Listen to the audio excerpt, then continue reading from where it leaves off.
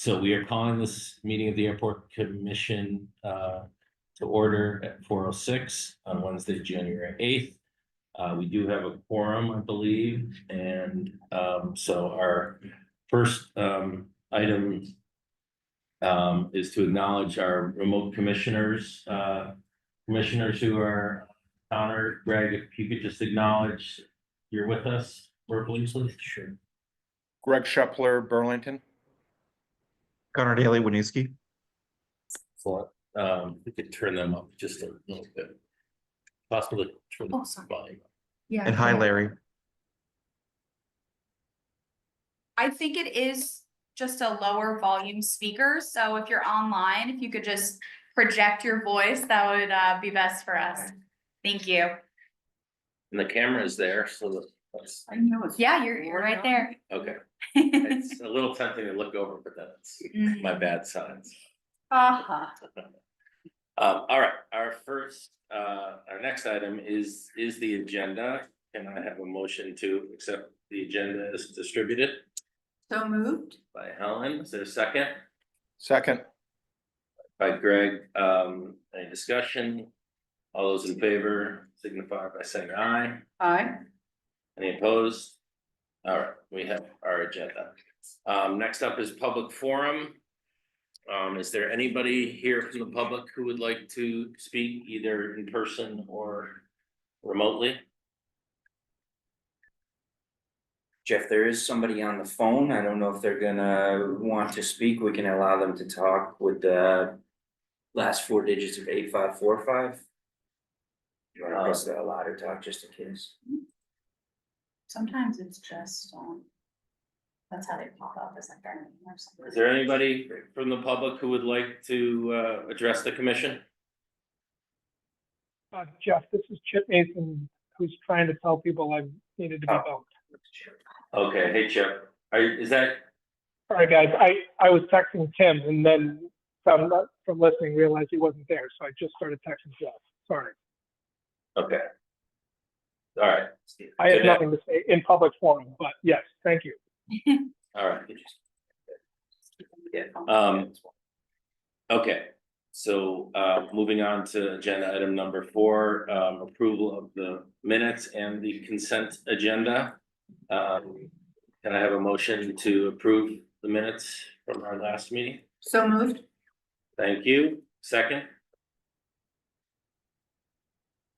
There a second? Second. Thanks, Greg. Any discussion? All right, all those in favor of accepting the consent agenda with the minutes? No, you already did the agenda, so this is just consent inclusive of the minutes.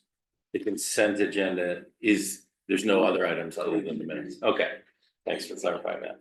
All right, all those in favor of approving the minutes as distributed, please signify by saying aye. Aye. Aye. Any opposed? All right, we've approved the minutes. Action item number 5, parking enforcement ordinance 5.1. Nick, do you want to walk us through that? Perfect. So this, and I'm gonna introduce 2 folks here. So online we have Eric. Eric is one of the assistant city attorneys for the city of Burlington and also represents us at the airport. I also have Mike Waite here. Mike is our properties manager and is also managing our ambassador team right now. And what you're looking at in front of you right now is a relatively simple ordinance change to adjust the authority of our staff to directly write tickets to people that violate any of our parking requirements, mostly related to our curbside, and this is very clearly associated with security and safety out on our curb to align with both TSA requirements, FAA requirements, and our own city policy. So what this is going to allow us to do is our amazing ambassador team under Mike will be able to write tickets when people inevitably leave their vehicles to come into the terminal and leave their cars most of the time running out on the curb. This also adds a ticket process for other parking enforcement requirements within our parking garage, including accessibility parking. With that, I'm gonna hand it over to Mike and Eric, if you wanna add anything. Yeah, so Eric has been great and him and I have worked on this ordinance and just a lot of the things that the key changes, there was some language that needed to be updated and changed from several years ago. Just to bring it up to date, we did revise some of the penalties in here to bring them up to a common standard with the rest of the city of Burlington. It will really, the ambassadors are tasked with a pretty tough job and probably one of the most important as far as safety and security goes, and that's keeping our terminal safe out front with very few tools and resources to do so.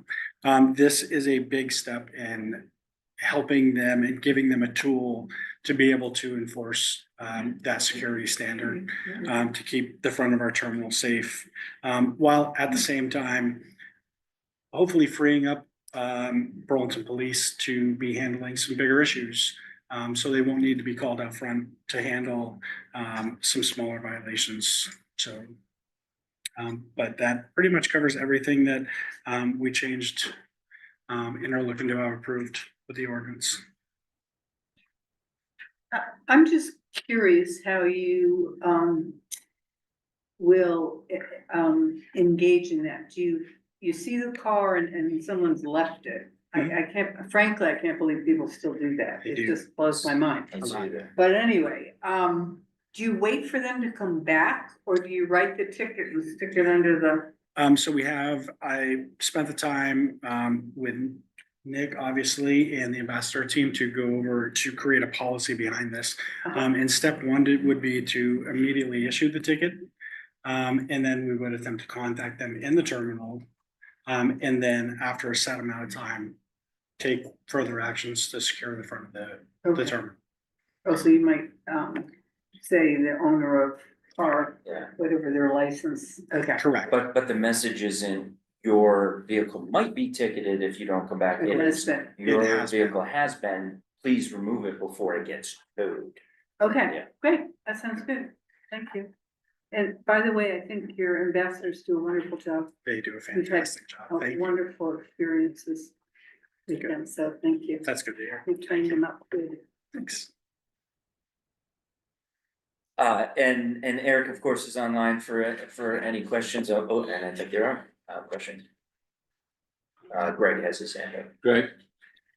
Yeah, I'm in favor of this move for a lot of reasons. And like Helen, I've had great sort of interactions with the ambassadors too. I know it's a tough job. I also know that people can get really stressed out at the airport, waiting for people and hoping to meet those people, and that can raise tensions. I'm wondering if the ambassadors go through any de-escalation training. So we don't have any mandatory trainings right now, other than the training that's issued by the team itself. The city does offer over the last few years some de-escalation trainings that we definitely encourage the ambassadors and the entire staff for that matter to take. And Greg, one of the other things that happens is we have ambassadors that are out there keeping an eye on the curb all the time. And so typically they'll see a person exit their vehicle and they will approach them and ask them to return to their vehicle. And they will also, I've seen this and I know they do this, they'll ask if there's something specific they need, right? So like, if it's something like, oh, I need a wheelchair for my, okay, we'll go get that, or we'll go, so don't leave your vehicle. They try to be as helpful as they can. So in that, to answer your de-escalation, a lot of that will solve some of that. But there are people who will continue to walk in and ignore that advice not to leave your car, even though it's mandatory. We cannot leave a car unattended. Okay, thank you. Couple of quick notes. Mike did a great job mentioning this and talking about it, but Mike did a really robust policy on this. We're not sharing that with you today. It's not a public document. There's some security elements associated with that procedure, but it falls in very much line with this. And then over to Eric, where and why really we're bringing it to the airport commission. Well, you as the airport commission have the sole authority to make changes to this ordinance. So this is specifically to you to make the change here tonight, and it will only be at your level. This isn't something that has to go up through the council or. Nope. This is just to the airport commissioner. So one of your authorized. Who knew that that's? Maybe one of your only authorizing authorities The is one thing we have full responsibility for. is ground transportation as an airport commissioner. Good to know where responsibility starts and stops. Okay. Eric, do you wanna say anything about this? I think most of what needs to be said has been covered. The most important change in order to accomplish the goal here of having the ambassadors issue tickets is the addition of the word civil on the second to the last line. That's what really gives them the authority. When we looked through this, we just sort of realized in general, though, that while we're bringing that up to date, there's a lot more in here to be brought up to date. The fines, as you can see, are very old. A $5 fine deters no one anymore. And the references to accessible parking referenced outdated law. So we're bringing those. We're recommending that you bring those up to par. But the most important thing is just that addition of the word civil again. Okay. All right, thank you. Commissioners, any other questions before we ask for a motion to accept this? Anything Jeff, else? this is Chip. Can you hear me? Go ahead, Chip. We hear you. Thank you. Eric, that was going to be my question. Thank you for clarifying that. But I'm just now curious, like, where is it from, Nick? Where does the, given that it's just a civil violation, does that mean, technically any airport employee could issue a civil violation? And where is like the authority that Nick is delegating, I guess, to the ambassadors? Is there anything in writing, Nick, internally that would memorialize that? It's anyone who's authorized by the city to issue the ticket. So Nick would give the authority to the ambassadors, and they would have that authority. Okay. So Nick, actually, there's some. Yeah, as part of the policy that we've drawn up, there is a considerable amount of training because it does come with a lot of responsibility. So there will be a sign-off procedure that each ambassador will have to go through before they are authorized to actually issue tickets. Great. Thank you for that. That's helpful. Okay. I'll move adoption All right. or approval of this ordinance. Okay, Helen has moved that acceptance of this ordinance change as distributed. Is there a second? Second. Thanks, Connor. Any further discussion from the commissioners? Okay, not hearing any. All those in favor of adopting this ordinance change as distributed, please signify by saying aye. Aye. Aye. Any opposed? Abstentions? All right, approved. Thanks very much. Thank you. Great job. Thank you, Eric. Thanks, Eric. Thanks, Eric. Okay, moving on, item number 6, construction update, Larry. Okay. Larry. What's that, Connor? Nothing, go ahead. Okay, good afternoon, everybody. Just want to give a quick brief of my report. The Burlington Tech Center down at the old South Hangar is fully under construction. So if anybody wanted to see any of that going on, new construction is currently doing some of the demolition before the construction starts to move forward. With hopes it will be finished by August in the new school year for Burlington High School. So that's exciting. I had put in here that we were going to meet on the new glycol system upgrade. That is the consideration of the recycling. That has been moved to January 14th, and we'll be moving that forward from what I wrote in my report. I added a couple additional items to this report this time. There's other projects other than FAA projects going on. The runway 33 threshold wire improvement We've added that to the runway 1533 construction project that'll be done at nights. We've worked with both tech ops with FAA and Airports Division. It's been a longstanding issue that we finally got resolved on how to do an intermediate fix. Rather than continue to patch it every year. So that's moving forward during next year's construction. Also, you had approved us to move forward with the VTANG arrestor cable drainage stormwater project last month. I added that to this project, and this will be done. It's out to bid right now. Bids are due January 24th, January 24th for this estimated $1.5 million improvement project. Other activity, the big activity over the last few months, we've submitted 10 project closure reports for grants that were open. We have 4 we're about ready to submit for 14. That still leaves 18 active projects that we're managing right now. So, that's just kind of an update where we stand with. Is that typical? Is that an unusually high number? It seems Well, like a lot. we do take on a lot.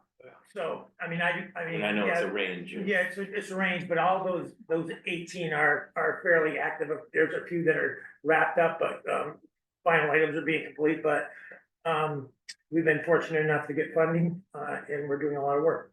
So, And what Larry's referencing is only FAA grant right, projects that's too. one, yeah. Yeah, so these aren't other capital projects, these aren't regular operating projects, these are just FAA projects. Right. And this is the largest amount of, if you look at the total dollars of all of these grants that are active right now, that we've ever had in the history of the airport. So that we're managing kind of all at once. That's a lot of things are going on. Yeah. Wow. Preparing for grant applications that are due May 1st, so there's gonna be another Right. round of grants. 4 being or opened. 5 more applications, I think that's where we're at. So we'll keep pressing. Cool. Yeah. That's impressive. Nick gets the whip out, you know? That's right. So, You want to keep breaking records every year. that's the goal until I leave. That's it. So, anyway, that's it. If anybody has any questions, I'm good. Okay.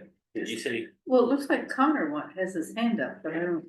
Oh, no, I think it's. That's somebody else's That's a hand. moving hand. Oh, okay, it's the mysterious hand, Yeah. sorry. No. That's the real hand right That's there. It's it's probably the mouse for The the, mouse on I the think it screen, is, yeah. Yes. the mouse on the account. Okay, excellent. Thank you, Larry. Any commissioner, any questions for Larry about any of the construction projects or his report? Okay, not seeing any. I think our routine is to place the report on file, right? Doesn't require any action. Correct. Okay, moving into item number 7, noise data. Oh, my turn again. Larry. Okay, residential sound insulation program, phases 1 and 2 are 2 of the projects that are moving forward towards closeout. So those are complete, mostly complete. Phase 3, $6.2 million project, is 52 homes, actually 1 removed, so we have 51 homes that we're under a contract for construction. Construction started a few months ago, and the status sheet on this is now wrong because we're moving forward from just last week. We have 1 house complete, 2 substantially complete, and 1 under construction. And we've just realized, we've just made it through a house in like a week and a half, and I think from opening to closing, one of these houses were supposed to be 3 weeks. So we're stepping up the schedule so we can keep moving even though it's winter. And maybe even that's good because it's winter, because we can get in and out of there quicker for these people during the winter. So we also have our zoning permits out of this 51 houses for the next 10. And if we start at least 1 a week, you know, that's good for the next couple of months. So this is moving forward very quickly right now. Within this, we have 34 more homes to outreach to and do design. We already have some lined up that were within the 70 DNL line that we don't have to go through the new acoustical with. So we're trying to get those lined up so we can apply for a grant for those and for more outreach and construction come May 1. that's, as far as phase 4 residential sound insulation program.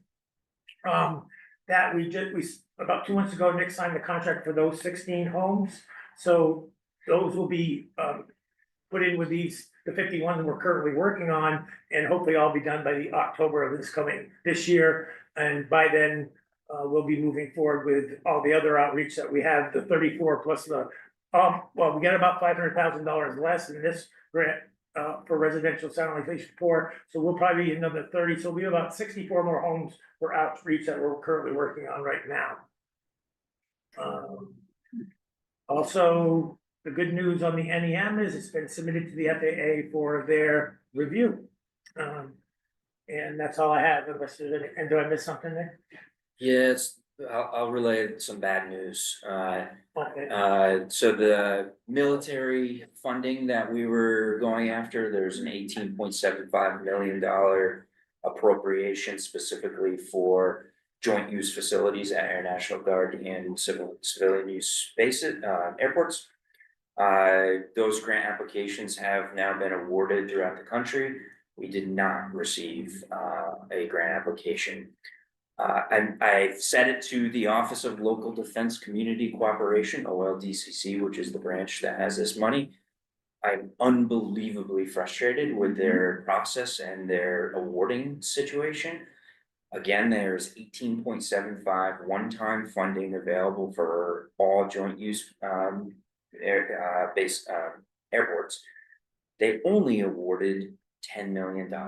So there's still $8.75 million. Right, think about that. We applied for 18.75 million with a stipulation that we are willing to de-scope our projects to receive some funding to bring to the community. Because their appropriation and notice of funding opportunity was limited in the way that they wrote it, if we didn't score the highest, because we applied for all of the funding, they weren't allowed to de-scope. So then if we didn't score the highest, which we were not, but we were in the top rankings, they awarded it to the people that only applied for $1 million, for $3 million. Because there wasn't $18 million left, they could not award it to us. So next spring, they're going to do this all over again. We're going to apply. 10 million is already appropriated. That's gone forever, whether the money is spent or not.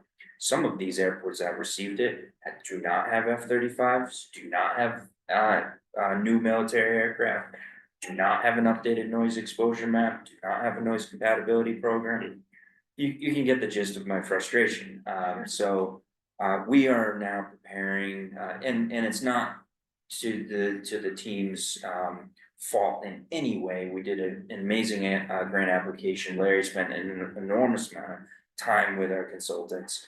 It is truly the response of this military organization that wanted smaller grant applications. So what are we gonna do next year?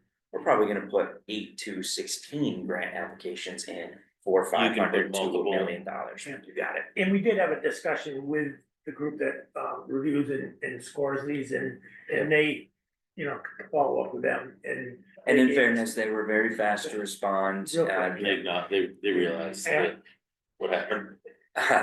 I think, yes. Rules are rules. Rules are rules, we understand, we have rules ourselves. I think when they wrote the initial email, they knew that we were gonna be asking for a phone call pretty quick, and they allowed that us, I think within 48 hours, we were on the phone with them.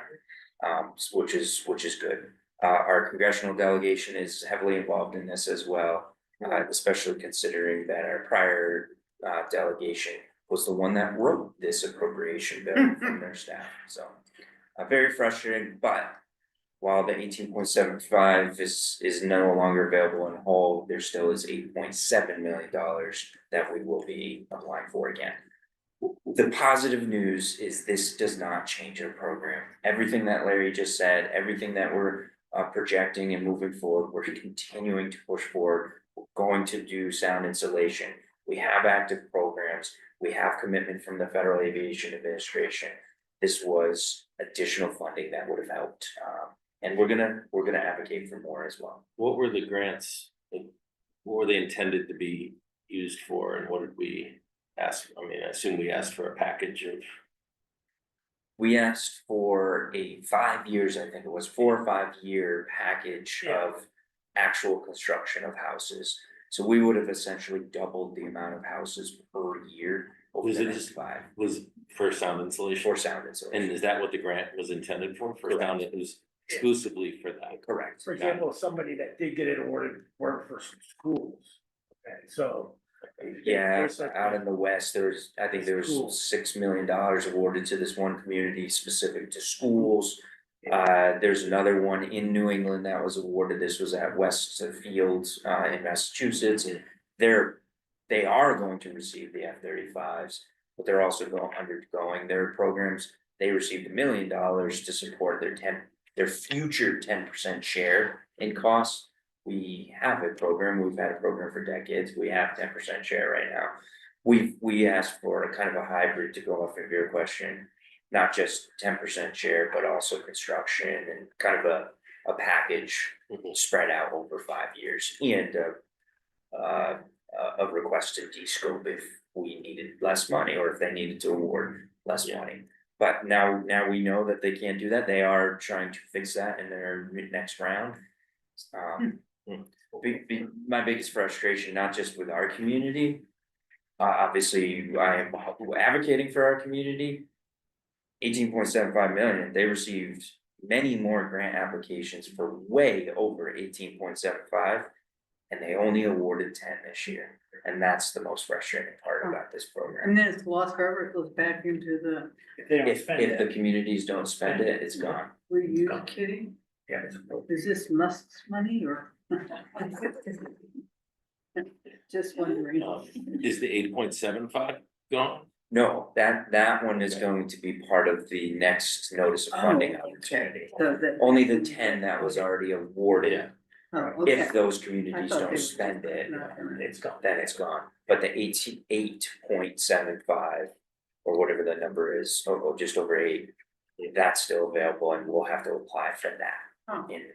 What's the This- cost to sound insulation, a typical, I realize it. Right now, we're averaging about 105,000 per house.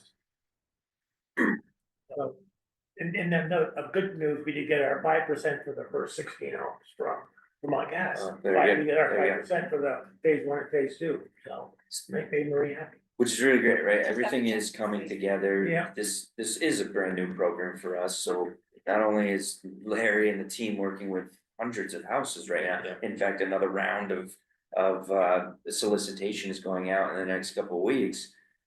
But everything's coming together, the FAA funding, the Vermont Gas Systems obligations that they committed to. The FAA, that $5 million a year, as much as they can, it is coming together, and OLDCC is just one more path to additional funding that we'll advocate for. So just to clarify something, I may have misunderstood you. Did you say that there were airports who don't have F-35s who were awarded money? Correct. So they have some other, like a noisy helicopter or something? That's right, they still do have a joint use facility, yeah, that was a qualifying factor to the award, yes. But they weren't the first civilian airport in the country Right. to receive the F-35. Yeah. I'll say right now, we deserve that money, and We we do. advocate for that, and we're gonna continue to do that. Maybe now that they know our ambassadors can issue tickets. At market rate even, not this like $5. That's right. All right, any other questions for Larry on the noise information? Okay, thank you, Larry. Yeah. Moving on to item number 8, financial update, Marie. Hello, good evening, everyone. So you have before you tonight, you have the November, we have the profit and loss from November, the revenues, expenses. We have the revenue recovery metrics, the banking balance report, and the ARP receivable report. So in my write-up, I give a quick updates on, I've taken the CARES Act grant off of the stimulus summary since that is closed out. We just received reimbursement in December for the CRISA grant, so that's gonna come, I will put a note in there and then that will come off as well. On the next bullet, the third bullet down, our revenues year to date, they're doing, they're higher than they were a year ago. So they're $13.7 million. In this month, on the detail, that does include about $950,000 that I drew down from the ARPA grant. So even taking that out, we still have higher revenues, operating revenues than we did a year ago. So they're mostly due to parking garage revenue, higher landing fees. You'll notice that on the landing fees, it's due to, we have higher employments, we have more planes that are coming in. And we did increase our rates on that 10% this year, but that's the bulk of it is the higher landing. We have more planes coming in, or bigger planes, and higher rental car revenues. So including the revenue recovery report, our PFCs are still about 95% similar to the employment recovery. This is just a 12-month rolling average compared to what we were before COVID. But we are seeing our PFC revenues starting to trend upward. And we're seeing that, I think, because our employments are continuing to improve and get higher. Our landing fees are higher. CFCs are a little bit lower than they were, but all of the other revenues are still way above what they were pre-COVID. So, but we had changed the rate. We had a 1 year where we increased the rate from $4 to $6, and that has gone away. But you'll notice the CFCs are a little bit lower this year. Is that a local rate? I mean, we determine that? We do. Well, we have set it in the contract to be $4, and we worked and went to the car rental companies. We went to all of them. And when we opened up the quick turnaround facility, the QTA, which is right to the north of the terminal, it took so much money. We had borrowed money to build. We borrowed $3 million to pay for the building of the QTA, but we used about $3 million in what had been accumulated in the CFC dedicated account. So we've drawn most of that down. And we wanted to ensure that both the operating costs of the QTA, as well as any upcoming costs and the cost of paying that lease back, were going to be fully covered from the CFC revenues. We also, the CFC revenues slowed down quite a bit during COVID. So it was sort of like we had all these things happen at once, and we never didn't have enough money to pay all those things, but we thought it would be probably prudent to ask them, would you rather, increase it, or we'll be billing you, should that happen? So they agreed all to do 1 year where we did a $6 increase. Yeah. Yeah, unlike PFCs and passengers, which highly regulated, FAA approvals, all of that stuff. CFCs, we can determine that with essentially negotiation. Yeah. And speaking of PFCs, we are having an airline consultation meeting. There is a very formal process that we follow. We have to ask to be able to impose the continued PFC charge, and we also have to ask then how to use it. So we're going to have a meeting at February 11th. We're going to have a meeting with our airline partners. They've all just got notification, and we hope that as many of them will join us and hear about what we're doing. So the primary focus of our application is that we are going in for any of our local share that we don't have reimbursement on. We are able and eligible to use the PFC revenues to reimburse the airport. Our local share is 10%. The state gives us $500,000 a year, but that $500,000 doesn't cover all of the local share that we have, given our large number of rents. So we're going in for that. We are also going in for 4 new pieces of equipment. So we've been doing some RFPs. We're going to do a loader. We're doing 2 new big pieces of snow equipment out on the airfield. And we're doing a blower, which is also used for snow removal. These are all eligible under there are very strict guidelines for the PFC of what we can use. And it's based on the number of feet of runway and what's in our plan, and you can't replace it too often. There's all these little rules that come into play. But we put that all in there. So pretty standard. We don't expect to have any it for the benefit of the airport, and it's benefit of the airlines.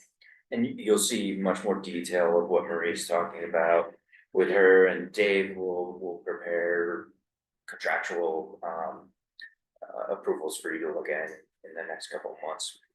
It's not a small number, a couple $1 million, but under this PFC program. Correct. So as we go forward and purchase this equipment, we'll be bringing those forward for approval from this. So you'll see some of that, some of the results of that. And then we'll be able to pay for it when some of these equipments can take a long time to produce. So, but we'll get all the permissions in place.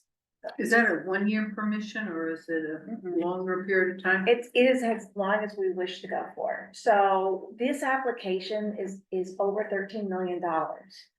And we earn, if on our budget this year for PFC revenues, I got 2.7 budgeted to earn in revenues. It's all restricted. I have to have, we have to have both the ability to impose the charge on the tickets. We also have the ability, we have to request and get approval to impose using that on a specific allowable cost. So what it does, it sets us up to continue to collect the PFC and spend them in a way that is very, is helpful for the airport. All based on projection, so of that 13 million, that's gonna take us probably 4, 5, 6 years into the future, and then we'll have to redo another application. Yeah, we can continue to do that and obligate and go out because it goes by quickly. We did one 2 years ago, and it's amazing how quickly that those monies come in and that we're spending those monies. On the expense side, our expenses through, I put August, I guess I missed that. Our expenses through November were about $8 million. This is again higher than last year. It's a good thing our revenues are higher. But we are spending, primarily we've got some bigger expenses, our terminal lighting energy efficiency upgrades that we did, that's about 126,000. I think that's just about complete. We've been replacement of some of the airfield lighting signs, garage replacement of expansion joints. So we're wrapping up the lighting project in the garage as well. Lighting is done in the garage, the expansion goes gonna be a few more months. Yeah. And our salaries and benefits continue to be a bit higher. Our cash as of the end of November, we had about $6.5 million in the airport international account. We do not owe the city any money, and our airport receivable update, that's the list. We talk about how many grants that we have open, and that is how many grants we have open and we're waiting for money on. So that's our last piece in the financial package, and I sort of have them highlighted for what we're expecting closeouts right now. We're still actively closing a number of them. So we have of that we got about $6.5 million that we had made paid on, but we're expecting reimbursement back from the FAA. Big one, I think AIP 125, which is almost 1.5 million.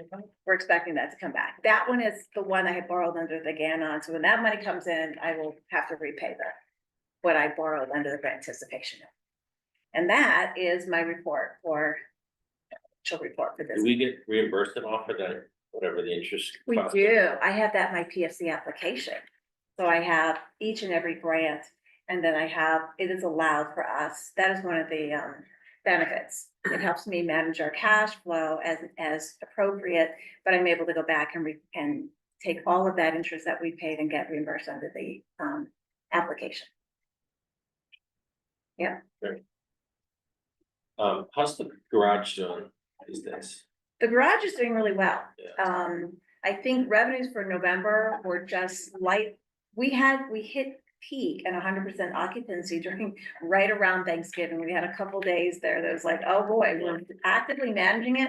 And then you get through it and you're down to 65%, right? So it's an influx. The total garage revenue we received this November was just a little bit less than last year. So it's very interesting. The other months have been a little bit higher. And we'll have to see. I actually am not sure. December is probably going to be pretty on par. During Christmas week, we again had a couple of days. It was doing well, lots of capacity, and then it's like, bam, it's like everybody's flying out all at once. You get these bubbles. They all want to be there at Christmas, and we had a couple of days that we were hovering at the 100% mark. So Mike and his team of managing the ambassadors is very much trying to get through that bubble. Maybe having a little bit more staff on hand and actively seeing where those open, how it's quickly it's turning over, open parking spots, telling people where to go, things like that. That's what we do to kind of get through it for those couple of days. And that goes back to the conversation from prior months of reallocating, readdressing our parking rates, readdressing our communication plan of who's parking in the garage, where they're parking in the garage. Our employees, not just internal, but external employees are no longer parking in the garage. And reiterating what Marie said, Mike and his team have done an amazing job of procedurally what comes next. When you hit this threshold, what's next? How do you shut down the garage? How do you direct people? How do you address people that are frustrated or that don't arrive 2 hours early and are struggling to find a parking spot? So that we had a lot of that. And as we told the media, we had to be creative in those circumstances and work with our partners like TSA to reuse some of their spaces and things like that. And we all come together, right? We're all serving the same. Do any airports use dynamic pricing at all? Have you ever heard that? Yeah. I'm sure it wouldn't be super popular, but Yeah, right. but maybe at certain times of the year would be. And pretty much what I'm talking about is dynamic pricing, but dynamic really being on the fly, right? Where this moment in time, because of historical information, like Thanksgiving, let's raise it up. I'm kind of talking about it on an annual basis, right? Dynamic pricing of increasing it to decrease our capacity. Obviously, it's not as quick as what true dynamic is. Yeah. And it's really interesting because this is the first Thanksgiving and the first Christmas that we had 100% occupancy. Very interesting. to see. Ever or just Ever. post-COVID? Ever. Oh, that's Ever. interesting. Did Yeah. we take some spots off the line? in Well, comparison to what we do have some construction, we have some of that joint expansion but we've always had a little bit. So we're trying really, really hard to manage that, manage the contractor and eliminate and open up any spot. So, Mike sent out an email when it got full and told all of us, our employee spots are gone, like do not park there. So things like that, and it's fine. We all are, customer comes first. And it's really, really important, but even things like parking overflow into the lot, we'll call it lot A, which is where oversized vehicles usually go. A lot of people don't realize that's there. So our ambassadors do an amazing job to direct and help. That they're so good, skilled at that, and so courteous to customers to help out the stressful situation. A lot of the surface parking. Right now we have one really that's meant for public. Another thing Mike's working on is additional gate and access control. So when we need to fluctuate our parking positions, we can relocate employees or other tenants. Beta also has surface parking, but right now we have no access control there. So even if we ask the public to park over there, the collection of revenue from that parker is almost impossible. So we really have to control that first and foremost, and then work with the city of South Burlington to really address where we need parking, because we're growing and we need help. We need help to add more service parking lots. All right, thank you, Marie. Any questions for Marie, commissioners? All right, excellent. Thank you for your report. Okay, item number 9, we are on director's report. Perfect. So I'll cruise through just a couple of quick updates. Larry always talks about Project Next, and hopefully you see it as you drive in and out and walk in and out. It is very actively a construction site. Lots going on. We've done some major utility work. Thank you to the entire team, Mike and Larry and Dave, who's online, of water shutdowns, electrical shutdowns for the terminal, relocating generators and transformers, all sorts of things associated with the utility work on the Project Next site.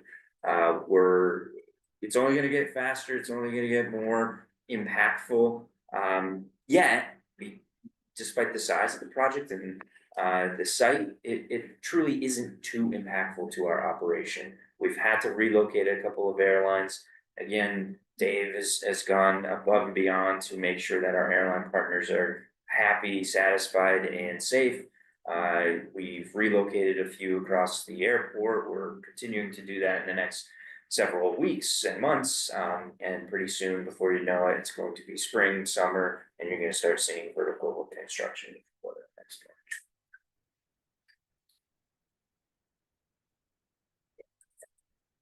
one. Yeah. Just a quick pop in with Arrow, our Griffin, who's making appearances in many spaces, including UVM. We're at Very honored to have been greeted by Arrow. we're at Wondering some thoughts about Arrow. never know who's inside. Trying to figure out. Yeah, we were at a UVM hockey game the other day. Oh no, the birthday celebration the other day. But this one was at Frontier's inaugural welcome back flight to the Burlington area, and we had a great celebration. Relatively full flight, huge plane, 250 seats on that plane. One of the biggest planes that operates out of here. I'm really, really happy to also report that adding this new service to Tampa, to Orlando, is still not decreasing numbers on other airlines, which is really, really important to us. We're monitoring that very closely. If we have the space, we by FAA regulations can't deny an airline from coming in here, nor would I ever suggest we do. We'll figure everything out. But I also want to make sure that we're healthy and competitive and very importantly sustainable to these airlines to continue operations here. But great celebration on the first flight the other day. I emailed the What's their schedule? oh boy. Sorry.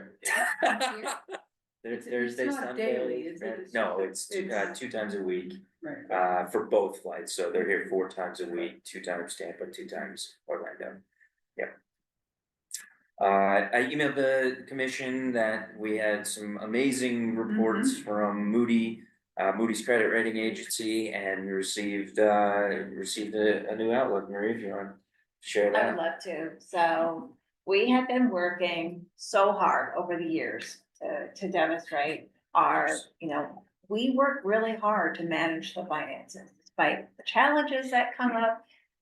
Some totally unplanned, but we have done a really good job, and the team, the Moody's really appreciates the leadership of the team that they're seeing. And they appreciate that the numbers have to speak and tell the story. Like at the end of the day, it has to be reflected in what we're doing here and the results that we're having. So they were able to convey their confidence to us. They called us ahead of time. We had a call before it went to committee, and he said, we are recommending. We can't tell you what will come of it, but he was very, very excited. We've been dealing with the same individual for a number of years, but thought that we were very much worthy of a credit upgrade, which we got. So this is the highest rating that we had in just barely 15 years. So we're really, really pleased to be getting there. We hope to continue this path. We're not done, keeping and reaching and trying to always improve and continue to improve our credit rating. So we look at their metrics. They have kind of a score, but they really had high praise for us and what we're doing. And we're very, very happy that the airport is moving in this direction and getting the recognition that we've sort of felt that they deserved for a while. And I mistakenly put the incorrect info there. It's correct on the page there, but it's from BAA to BAA, which is an increase. The bottom line is an increase. An increase. Yeah, and we've had a lot of great changes and increases over the many decades. The Weinberg administration, of course, had many contributions to the increases, but like this says, this is our highest credit rating in 15 years. Yeah. 300 days of cash on hand is a lot too. Yes, it is. I mean, congratulations, that's hard to Thank you. do. It is hard to do, and this is one of the things, cash management is something we focus very highly on. You know, We're really especially, working so hard to get to like a month, right? yeah, Yeah. it's when you have the number of projects that we have and the bills that are coming in, they could be 2 million, 2.5 million every month. I mean, you really, and that's only one project, you really need to be, it's a very, I look at that all the time to make sure and ensure that we're staying on top of that and managing all of our expenses. Some more good news. We've talked about carbon accreditation and our greenhouse gas emission program. Gas emission program. We have been formally recognized and accredited by the Airport Carbon Accreditation Program, which is run by the American Council International. So this is a worldwide program for airports. This is the only airport carbon accreditation program. We are now accredited at level 1. We're the second one in New England to receive this accreditation. You can see there's 7 accreditations, but the second one in New England to receive any accreditation, the 17th in the United States to receive level 1 accreditation, and the 60th in the US to be accredited at any level. So this is no different than Moody's in some capacity. Getting this accreditation took the work of a lot of people, which is amazing. So we are now level 1 accredited, which means there's more work to do. There's a lot more work to do. Mapping, as you can see from the image there, is level 1. So mapping is the first step. Next is production and really getting our policies in place, getting new equipment in place. We've done a lot of that work already, which is not incorporated into this accreditation process, but it will be in the next steps. And then the next one is, glad you mentioned cash on hand, because we're going to utilize that cash on hand a little bit differently than we've, I think, ever have. There is an opportunity with the Department of Public Works to be a bank, essentially. We are going to be loaning $520,000 in cash to the Department of Public Works through this interfund loan agreement. We're still working on the documentation, but Maria and I thought it was extremely important to bring this to you as soon as possible. We are looking at, in partnership with DPW, to bring this to next Monday night's Board of Finance meeting, which is the 13th of January.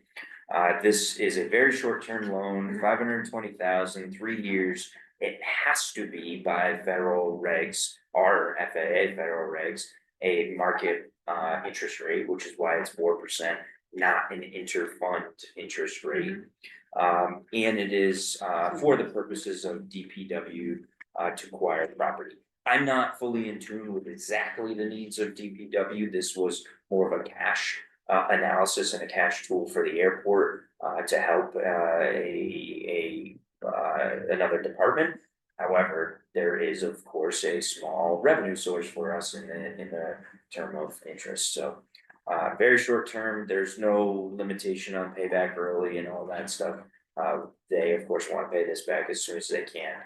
This also is going to help them with a long-term program of theirs, which I will share the memo with all of you as soon as it's done. It really is a memo from David Spencer, the Director of Public Works, explaining the program and why they need it. This isn't the full amount that they need. This is just a portion. And we're in a great position to do this. And I really wanted to make sure we can collaborate with the city and with our sister departments. Is there any precedent for this in the city?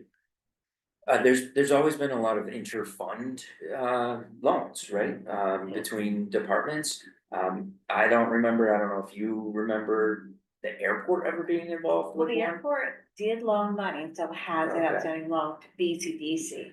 When we built the. Long time, Yeah, Yeah. well, 2006. yeah. Yeah, so we still have a bit of money that they owe. So there has been, it hasn't been in a while. It's been like, and that was a building that was built on our, next to our Yeah. apron. So that was like a specific. So this is a different thing. But yeah, it was an opportunity. I assume that's better than what our money does sitting in the bank. Yeah. And how much do we, the cash on hand was, this comes out of the cash on hand? It will, And yeah. that was like 6.7, 6.5. okay. Yeah. So it's a small portion. Yeah. I mean, the city of South Burlington has done that with different Yeah. entities as well, which doesn't make any difference to Burlington, but I mean, Yeah. I think it's a No, I think it makes sense. I mean, it's municipal option often, helping to support. as the long city. as the FAA is That's the big key. okay with it. I mean, because the money generated typically is from the airplanes. We had to- Right? No, you're 100% right. So Yeah, is it a use for the airport? So. it is, so we had to very directly communicate with our legal counsel on FAA regulations to make sure that we're not using our cash, our money, our revenues, et cetera, for anything other than to support the airport, because it's a short term, it's a fair market interest rate, and yeah, because of those reasons, and we're receiving that money back with interest, the FAA is favorable to this, yeah. Which was in the very first question that we Yeah, needed to well, answer. I hope so. Yeah. Good. Just a couple of quick upcoming events, some in a couple of months, so we'll remind folks about and even invite the chamber, the Lake Champlain Chamber of Commerce is having an event in January at Beta Technologies. This is gonna be one of their legislative breakfast series. That's coming up, I don't remember the exact date. But coming up in January, in the next couple of weeks, we're also gonna be hosting one of those same legislative breakfasts. And that's gonna be right here in the South Concourse in our brand new terminal after security. It's also going to introduce one of our brand new programs that we're going to be rolling out, which is what we're calling Aero Pass. This is a tie to our mascot, yes. But this is a pass that anybody, even without an airline ticket, will be able to go past security, or I should say through security, get screened, and then enjoy the amenities on the other side, or wait with somebody going on into Oh, an interesting. aircraft. Most airports don't do that, do they? No, it's rolling out more and more. We kind of stole some of this from the Philadelphia International Airport. They have a program called Wing Pass. That is Is there very a similar. cost to the pass? Right now, there's not, there can be. And that's probably going to start rolling out as well, especially as we balance. Should we charge, or is the residual revenue of spending money at Skinny Pancake and others going to add to our revenue source too, which most likely will, or parking revenue as well.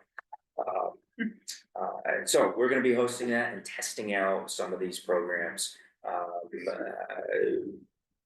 later in March. There's no TSA issues with. Nope.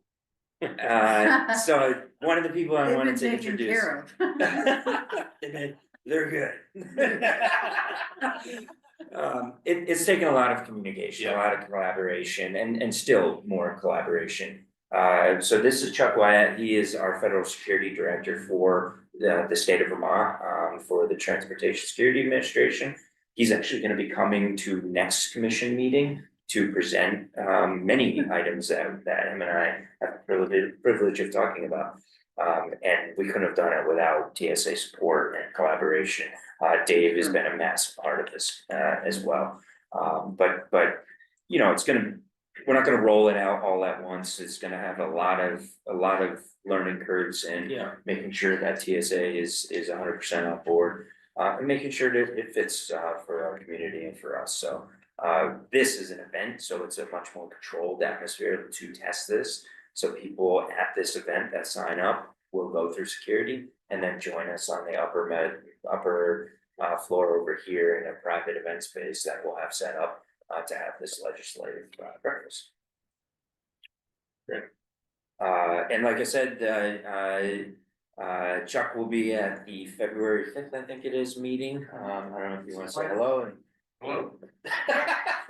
I've never attended one of these before, and I thought it would be good since I was coming next time around to pop in and get a feel for what the room's like. Look forward to engaging, and I'm available anytime really to come to a meeting. Have to be a partner with Nick in the airport here. They're amazing to work with. I've been here for 3 years, but wait, that's like 1 and 2 for next time. I can't. But I've been around for about 3 years now. I became federal security director here at the very beginning of 2022, replacing a very long sitting FSD. It's been an amazing experience, and Vermont has been very welcoming. I look forward to getting to know each of you a little bit more next month and talk about some of the great things that the airport and TSA have collaborated on in the last 3 years, but more specifically the last year. I heard somebody mentioning records earlier today. Don't steal our thunder. They have lots. Thanks for coming and thanks for, looking forward to your, presentation at our next meeting. And obviously TSA is a huge part of the whole customer experience here. And, it's nice to know you guys are collaborating. So effectively. We meet often. For sure. Yeah. Next couple of slides are some stats for you. So just some updated numbers and statistics associated with this one happens to be our scheduled seats. Our green line at the top there is our scheduled seats for the airport. You can see it does dip down in November, but again, October, September, highest scheduled seats here at the airport ever. Especially in that fall timeframe. It's historically, you can see the seasonality trend dip right down into the winter months.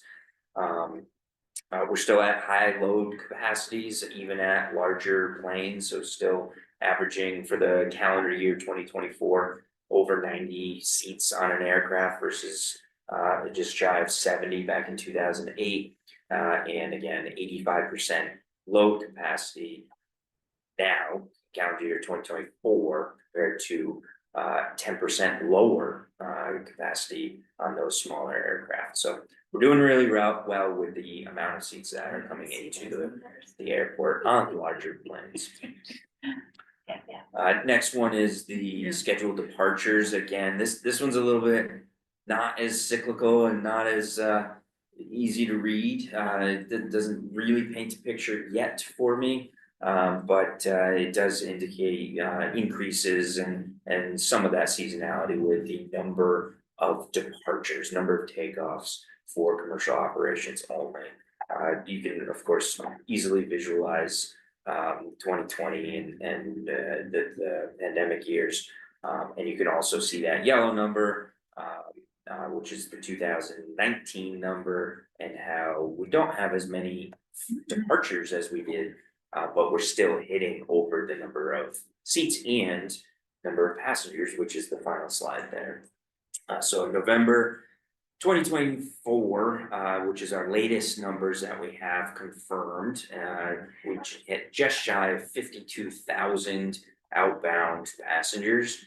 Again, you can see that dip for that seasonal trend in November, September, October, again, the highest months in the history of this airport, not just with seats, but also with passengers. The dashed green line, that's the projected number based on average load factors. So we're hitting just shy of that, almost at our projected numbers, a little bit lower in November, very hard to see on the graph. But just a slight, talking a couple of hundred passengers lower than our projection was based on those average load factors. And we didn't hit over 2019 in November. You can see on the chart there, 53,000 in 2019, 52, let's say, in 2024 November's. So thousand people off, still doing really well. Revenues, Marie painted an amazing picture. And we're still projecting really, really, really good future forecast for all of these three statistics. So is 2019 the highest we've ever had? Or is that just, you wanna go back so many years? Yeah, that's our benchmark for so many years. This graph also shows 2008. 2008 is the highest year we've ever had. So that green line versus the dark orange line, which really peaked in the summer of 2008. That's our highest calendar year that we've ever had, which was 750,000 passengers. Right now, we're hovering 700,000 passengers. Yeah, it was a financial crisis too. Yeah, after 2008, 2009, we went down to 400,000, 450, and then jumped right back in. Almost a half. Yeah. Yeah, financial and Yeah. stock market and everything Wow. crashed. But life was good in 2008, so everyone traveling, I guess. Yeah, I guess so. Yeah, Money to spend. yeah, but now they're back. Yeah. Especially September, October, way more passengers than 2008, yeah. And that's my report to you. Happy New Year and yeah, thank you. And And at one point, we had some data about percentage of Canadian passengers. Do you monitor that with the garage? or we anything? do, Mike and his leads, foreman, they do the highly scientific methodology License of plate counting counting. license plates, yeah. Yeah. Is that the only way, to really know? Yeah, we went to the state of Vermont, we tried to track, we tried to track that even beyond. I assume it's probably not data that you're allowed to share personal. That's all, that would be data embedded in the reservation systems of the airlines and Yeah. that we get exposure to solely for the purpose of vetting them against the secure flight database, pre-check and that kind of thing. So we can't, we have very strong protections on there for obvious Yeah, I reasons. get it. So we can't help data mine for that, unfortunately. What's our projection in terms of Canadian passengers? Definitely not 20%, like at some points we're kind Yeah. of hovering. Really it's 5 to 10% Canadian passengers. That's growing slowly. Exchange rate is in our favor very much right now. Taxes, not in our favor. Right now, taxes are in our favor, Yeah, but they always are between taxes flying out of Canada into the United States. The highways, I think always been a part of the conversation too, almost done, but we said that 12 years ago when I first started, and probably even before that. I think they really like those direct flights to Florida. Because I've noticed that when I go out, there's always a numerous Canadian and French speaking passengers there. Both with couples and families and stuff like that. We're seeing a lot of that. Anecdotally, our team's been commenting on an increase in French speakers through the checkpoint, yeah. which impacts frankly throughput wait times because they're harder to communicate with. That's interesting. And we do always track it with our consultants when we look at airline air service development and some of the harder data that we really dive into, especially when we look at our leakage and which counties and which towns are actually flying out of this airport. When we look at, for example, Clinton County in the New York area, those towns have very high percentages of ticket purchases that fly out of the Burlington area. Which tells me, okay, I know how much Plattsburgh Airport, for example, is flying. Therefore, there's a lot of passengers, Canadian passengers that are flying out of the Plattsburgh Airport specifically for the southern destinations. it's a very, very similar number to us to when we're at our peak, which is around that 70 to 100,000 passengers a year. And we're not there yet, but it's a very similar dynamic when we look at our air service development and when we have our conversations with the airlines. Yeah. What's Plattsburgh, what are their employment numbers? Right now, they're, I think, around 60,000. Yeah. I think at their. Canada will become part of the United States. So,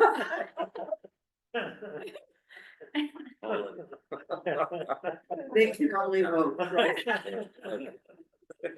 All right, before we get ourselves into trouble, let's move on. Well done. Item number 10, commissioner items, or any items? No, I don't. Connor, Greg, Chip? Yeah, I haven't heard of any, okay. Okay, move on. Follow-up items, I know that's something Tim has, I'm not tracking that or. Yeah, we didn't have any follow-up items from last meeting, and if there's any from tonight, we'll put them into this section, but we didn't have any. Excellent. Item number 12, I understand, adjournment. Yeah. Helen has moved adjournment, is there a second? Second. Thanks, Greg. All those in favor? Any Aye. opposed? Aye. All right, we are adjourned. Thanks, everybody.